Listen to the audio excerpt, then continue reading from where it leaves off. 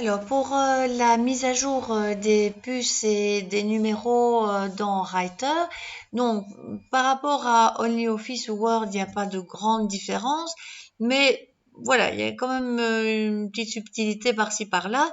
Donc quand j'ai en fait mes puces et les numéros, le bouton se trouve ici, hein. Donc vous avez les puces ici ou bien les numéros là-bas, avec l'idée que vous avez après plus de puces, hein, où on arrive en fait sur la boîte de dialogue plus générale où on trouvera ce qu'on veut, que ce soit des puces ou des numérotations. Donc cette boîte de dialogue là, on l'atteint en ayant déroulé la liste et en ayant plus de puces ou plus de numéros, on tombe tout le temps sur la même boîte.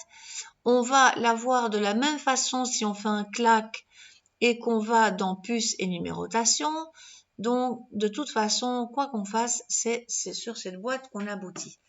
Alors, la grande nouveauté, c'est que, comme pour Word, on va pouvoir mettre le texte en couleur, l'agrandir, mettre un texte avant, un texte après. Donc, il est plus complet que OnlyOffice. Alors, comment ça fonctionne? C'est que, donc, si je voulais, par exemple, mettre quelque chose avant, comme par exemple pour le A ici, eh bien, en fait, je devrais déjà choisir le style de numérotation ou de puce. Le voilà. Je mettrai le séparateur avant, et donc je mettrai une parenthèse. On voit le résultat. On voit qu'il y a un point après, et si je ne veux pas le mettre, je mets la parenthèse. Donc, je ne m'inquiète pas trop de tout le reste ici, hein, c'est de ça qu'il s'agit. Ça, c'est bon. Ce qu'on devrait pouvoir faire maintenant, c'est éventuellement changer le style de caractère. Alors, il faut bien retenir que, en fait, il y a ce qu'on appelle des styles de caractère et que le nom du style qui est donné au caractère de numérotation s'appelle caractère de numérotation. Enfin, je m'écris mal, ce style de caractère s'appelle caractère de numérotation. Il faut le retenir parce que c'est pas là qu'on va le changer. Je vais cliquer sur OK.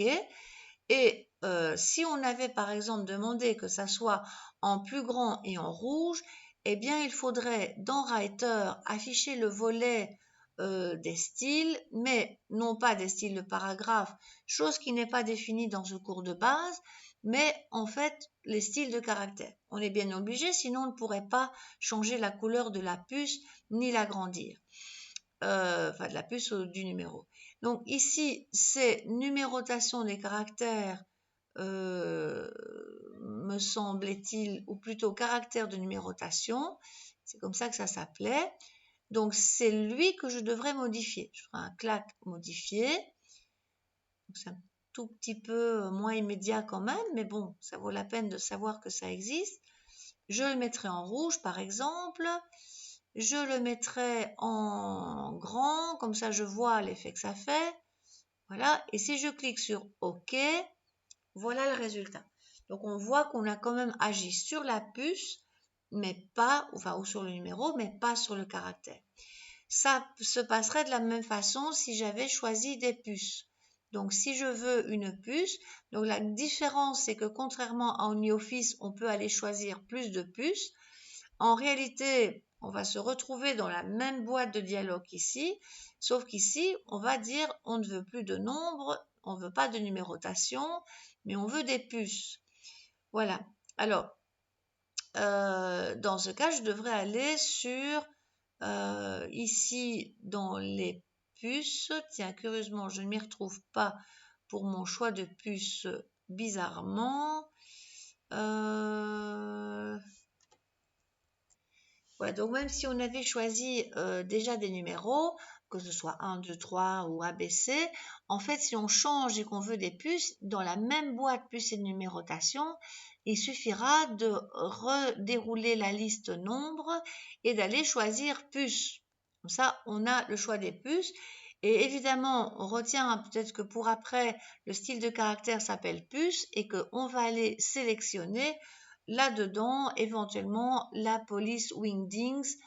Donc, si je veux choisir un autre caractère, chose qui était impossible à ma connaissance dans OnlyOffice, eh bien, on est bon pour aller chercher. par exemple dans Wingdings, la petite main qui va s'avérer beaucoup trop petite telle qu'elle est.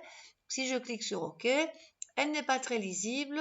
Je fais OK, soit, mais en fait, je vois que c'est pas super, donc je vais aller dans le style de caractère puce, donc qui n'est affiché que parce que le volet, je reprends, le volet n'est pas toujours affiché, donc si vous ne l'avez pas et tout n'est pas là, vous pouvez afficher les styles et c'est les styles de caractère et il s'agit du style puce que je vais modifier. Donc c'est un peu du chipotage, mais tout compte fait, c'est grâce à ça qu'on peut agrandir, mettre des couleurs à des puces, chose impossible à faire dans OnlyOffice.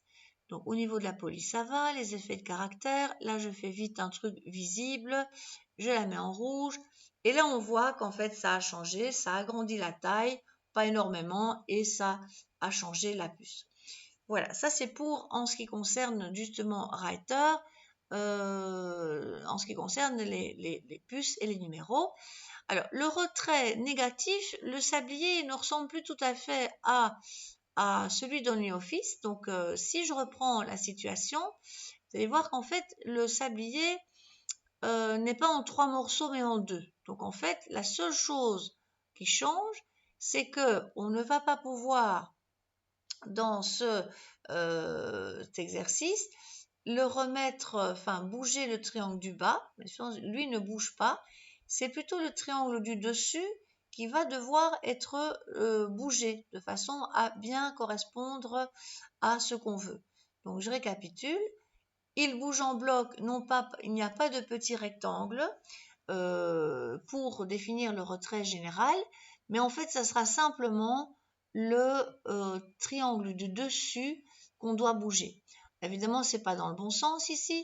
Donc, curieusement, c'est un peu mal conçu, je dirais, parce qu'il faut, en somme, faire ça à l'envers. Il faut bouger le petit triangle du bas jusqu'à ce qu'il soit à 7 et puis aller remettre le triangle du dessus à 0 parce que c'est là sa place. Donc, il faut juste comprendre comment ça s'arrange, comment ça s'adapte, mais c'est le même principe, le retrait négatif, donc de la deuxième ligne et des autres, qui doit être au même endroit que le taquet de tabulation. Au passage, quand on a du mal à placer un taquet de tabulation, on le met un peu sur le côté, et puis après, on vient le remettre sur le taquet, sur la zone de retrait. Et alors, assez curieusement, il disparaît. Donc en fait, le taquet est là, mais semble englouti par le triangle. Bizarre. Mais bon, ça fonctionne quand même très bien.